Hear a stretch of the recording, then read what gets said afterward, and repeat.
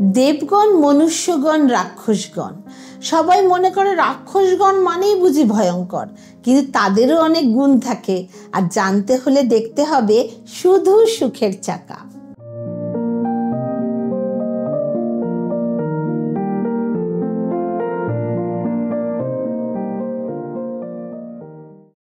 নমস্কার, সুখের চাকায় সবাইকে স্বাগত। আমরা প্রত্যেকেই জানি গণ তিন প্রকারের হয়, রাক্ষসগণ, দেবগণ এবং মনুষ্যগণ। কিন্তু এই জগতে মানুষকে এই তিন গণের বিচারে, তিন গণের হিসাবে ভাগ করা হয়েছে এবং এদের স্বভাব বা আচার আচরণের মধ্যেও সেই ধরনের লক্ষণের কিছুটা প্রকাশ পায়। আপনারা কি জানেন, রাক্ষসগণ হলো সবচেয়ে বিশেষ গণ। অশ্লেষা, বিশাখা, কৃত্তিকা, জ্যৈষ্ঠা, মূলা, ধনিষ্ঠা, মঘা, শতভিষা নক্ষত্রে জন্ম নেওয়া মানুষদের হলো রাক্ষসগণ। এটা অনেকেই জানেন না যে নক্ষত্রের ওপর গণ নির্ণয় করে। আমাদের জ্যোতিষশাস্ত্র অনুযায়ী যে নক্ষত্র আমাদের থাকে তার উপর ভিত্তি করে আমাদের গণ কিন্তু নির্ধারিত হয়। রাক্ষসগণের মানুষরা সব থেকে একদম ভীষণ তারা আপ টু ডেট হয়, কারণ এদের মধ্যে প্রেম ভালোবাসা অনেক বেশি থাকে।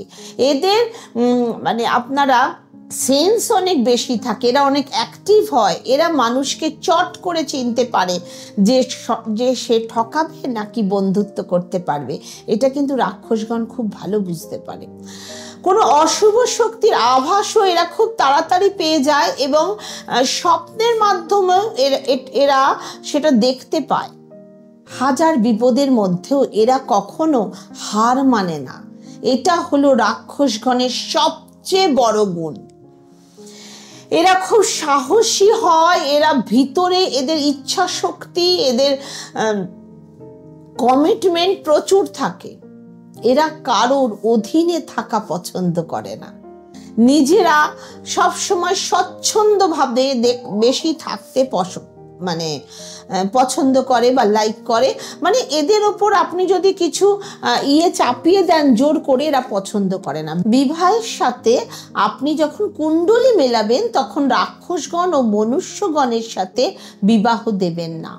এর কারণ মনুষ্যগণ বা নরগণ তার কষ্ট হবে, যেহেতু রাক্ষসগণ খুব ভারী, তাই একটু অ্যাডামেন্ট প্রকৃতির।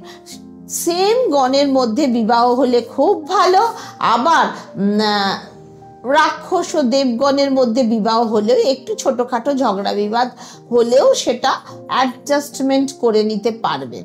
কিন্তু সেম গণ একই, রাক্ষসগণের সাথে রাক্ষসগণ, দেবগণের সাথে দেবগণ, নরগণের সাথে নরগণ, এরকম এক গণের হলে বিচার বুদ্ধি একই হবে। ফলে এদের মধ্যে কখনো ঝগড়া বিবাদ হবে না, প্রেম সম্পর্ক বেশি বজায় থাকবে।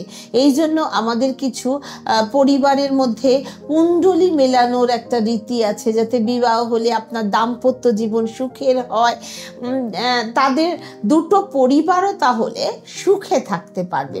শুনুন, কুণ্ডলী মিলিয়ে বিয়ে করাটা বিশেষ জরুরি। আবার সেই প্রাচীন পন্থা কিন্তু ফিরে এসেছে। তার কারণ এত ডিভোর্স মানুষকে একদম বিধ্বস্ত করে তুলছে। তার সাথে এত ছোট ছোট বাচ্চার জীবনও তার সাথে জড়িত হয়ে পড়ছে। ছোট শিশুগুলো নয় পিতৃহারা নয় মাতৃহারা হয়ে পড়ছে। তাই আপনাদের যাদের এখনো বিয়ে হয়নি বা যাদের ছেলে মেয়েদের বিয়ে দিতে চাইছেন, অবশ্যই ভালো অ্যাস্ট্রো গাইডার দেখিয়ে কুণ্ডলী মিলিয়েই বিয়ে দেবেন। এটা আমার বিশেষ অনুরোধ। সুখে থাকুন, ভালো থাকুন।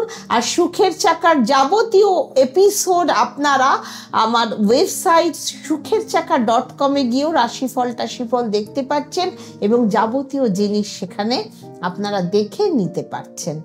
ওম শান্তি।